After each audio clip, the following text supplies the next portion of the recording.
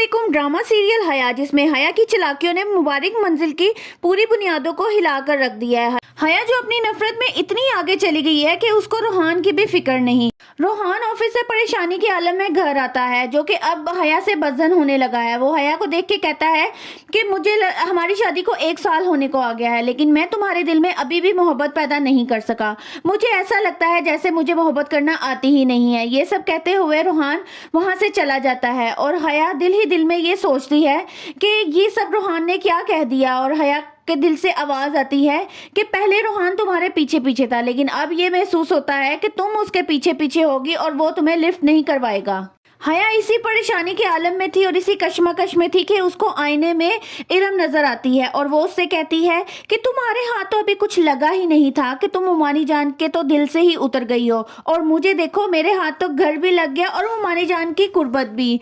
और वो इरम आगे से मुस्कुरा रही होती है और उसका हंसना देखकर हया को बहुत शदीद गुस्सा आ जाता है। वो कहती है कह तो ये सही रही है, मेरे ये सब कुछ करने के बावजूद भी मेरे हाथ तो कुछ भी नहीं लगा। दूसरी तरफ मुबारक मजदूर अगले दिन पंचायत लगाकर बैठ जाती हैं। वो सबको बताती हैं कि यहाँ तो इस घर के कानून को चेंज करने की कोशिश की जा रही है ताकि इस घर के सरबराह को कमजोर कर दिया जाए, क्योंकि अगर सरबराह कमजोर हो जाए तो घर बिखर कर रह जाता है और टूट जाता है, लेकिन मैं ऐसा होने नहीं दूंगी। रिफत भाभी, साइमा भाभी, आफाक और जरार ये बातें समझ नहीं पाते। वो ये नहीं जान पा रहे कि मुबारक मजदूर आखिर कहना क्या चाह रही हैं। हया सोनिया से कहती है कि तुम्हें बचाने के चक्कर में मैंने इस घर में अपने लिए दुश्मन पाल ली हैं, जिस पर सोनिया कहती है कि क्या कह रही हैं आप, मुझे समझ नहीं आ रही, कौन से दुश्मन? तो हया कहती है फूफो मुझसे नफरत करने लग गई हैं। लेकिन हया इस सब के बावजूद भी अपनी हरकतों से बाज नहीं आएगी। वो मजीद चालें चलेगी, लेकिन अब मुबारक मजदूर भी उस पर नजर रखेंगी